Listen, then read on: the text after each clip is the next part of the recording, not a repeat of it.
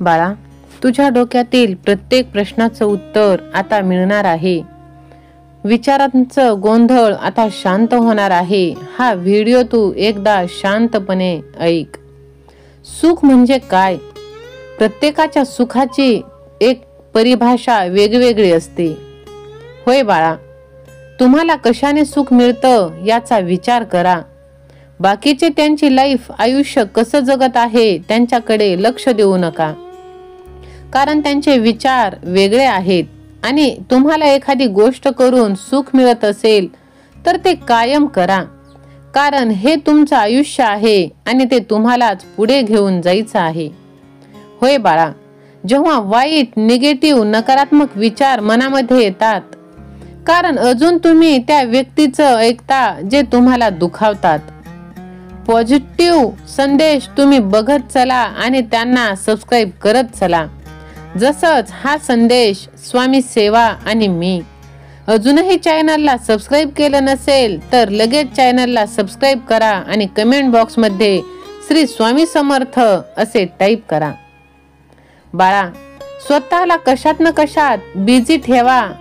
त्या कामांमध्ये जे काम तुम्हाला आवडतं. वेळ निघून चाललेली आहे, वय वाढत चाललेलं आहे. तुम्ही कुठे आहात, काय करत आहात हे स्वतःला एकदा विचारा आणि मग आपला मार्ग निवडा. तुमच्या आयुष्यात तुम्हाला काय करायचं आहे ते बघा. लोक काय करतात, त्यांचं कसं चाललेलं आहे याने तुमच्या आयुष्यात काहीही फरक पडणार नाही. सगळ्यांच्या आयुष्यामध्ये अडचणी आहेत, प्रॉब्लेम्स आहेत. ते फक्त आपल्याला दिसत नाहीत. आपल्याला फक्त त्यांची चांगली बाजू दिसते. ते तुमचं आयुष्य आहे. इथे तुम्हालाच तुमचे निर्णय घ्यायचे आहेत.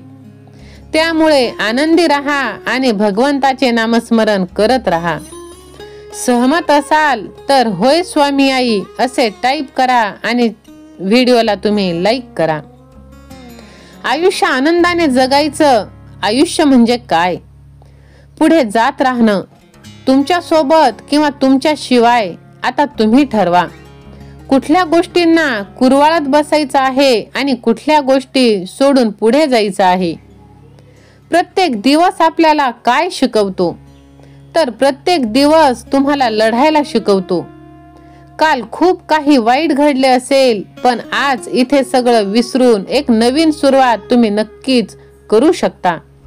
स्वतःवरती विश्वास ठेवा, कारण प्रत्येक दिवस हा सारखा नसतो.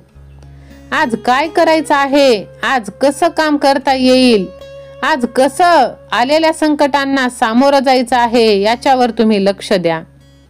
होय मित्रांनो, माणूस हा चुकीचा पुतळा आहे.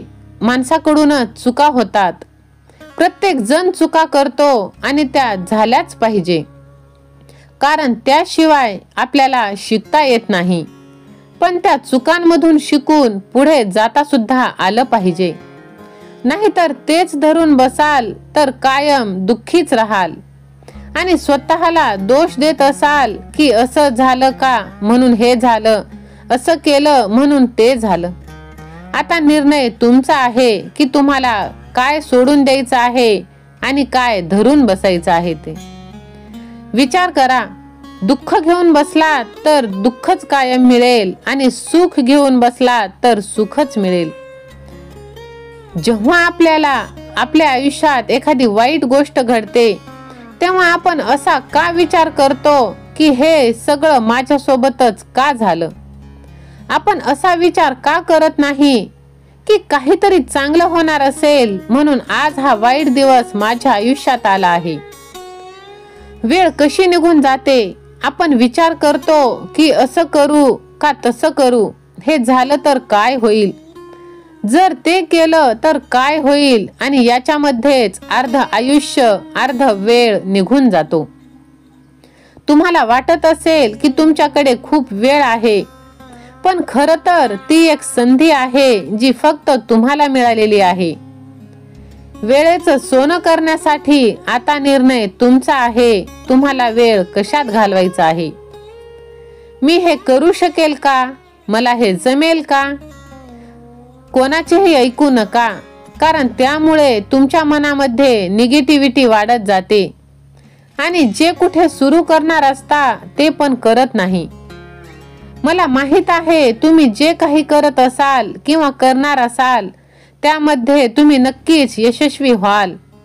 कारण तुमच्या आवडीचं तुम्ही करणार आणि स्वतःवरती विश्वास असेल, भगवंतावरती विश्वास असेल आणि मेहनत, जिद्द, कसोटी असेल तर कोणत्याही गोष्टी ह्या व्यर्थ जात नाहीत. प्रत्येक गोष्टीत आपण यशस्वी नक्कीच होत असतो. म्हणूनच तर स्वामी आई नेहमी सांगत असते, बाळा भिवू नकोस, मी तुझ्या पाठीशी आहे. जर स्वामी माऊलींवरती विश्वास असेल तर स्वामी आई माझ्या पाठीशी असे टाईप करा आणि हा संदेश प्रत्येक हारलेल्या मनापर्यंत तुम्ही नक्कीच शेअर करा. कारण तुमच्या एका शेअरने कोणाचं तरी हारलेलं मन हे जागृत होत असतं. तुमच्या वाईट परिस्थितीमध्ये तुम्ही काय शिकाल? अशी वाईट परिस्थिती येण्याचं कारण काय? तुमच्या वाईट परिस्थितीमध्ये लोकांचा तुमच्याकडे पाहण्याचा दृष्टिकोन, तुमच्या वाईट परिस्थितीमध्ये तुमची साथ देणारे मित्र. जगात या दोन गोष्टी कधीच कोणासाठी थांबत नाही. एक म्हणजे वेळ आणि दुसरं म्हणजे तुमचं वय. त्यामुळे भरपूर एक एक क्षणाचा विचार करून आनंदाने आयुष्य जगा. पूर्णविराम म्हणजे शेवट नसतो, कारण आपण त्यानंतर नवीन वाक्य लिहू शकतो. त्याचप्रमाणे तुमच्या आयुष्यात अपयश आलं तर तो खरा शेवट नसून ती नव्या यशाची सुरुवात आहे. विश्वास ठेवा. पाण्याचा एक थेंब चिखलात पडला तर तो संपतो, हातावर पडला तर चमकतो आणि शिंपल्यात पडला तर त्याचा मोती होतो. थेंब तोच असतो, पण फरक फक्त सोबतीचा असतो. त्यामुळे आपली सोबत, आपली संगत सुद्धा चांगली असायला पाहिजे. मनातली माणसं आणि पायातले बूट जर इजा करत असतील तर समजून जा की ते आपल्या मापाचे राहिलेले नाहीत. त्यांना तिथेच सोडून द्या. आनंदाने सोडून तुम्ही पुढे चाला. शांत आणि प्रसन्न मन हे शेवटचं हत्यार आहे की जे जीवनातलं कोणत्याही प्रकारच्या आव्हानांना सामोरे जाण्यासाठी आपल्याला सज्ज करत असतात. स्वतःची लढाई नेहमी स्वतःच लढावी लागते, कारण इथे साथ देणारे कमी आणि ज्ञान देणारे खूप आहेत. वेळ तर वेळ आल्यानंतरच बदलते, पण माणूस कोणत्याही वेळी बदलतो. त्यामुळे अशा माणसांवरती तुम्ही विश्वास ठेवू नका. विश्वास ठेवायचाच तर भगवंतावरती ठेवा. आपला भगवंत कधीही बदलत नाही. श्री स्वामी समर्थ. जय जय स्वामी समर्थ. मित्रांनो, आजचा संदेश जर आवडला असेल तर लव यू गॉड असे टाईप करा आणि हा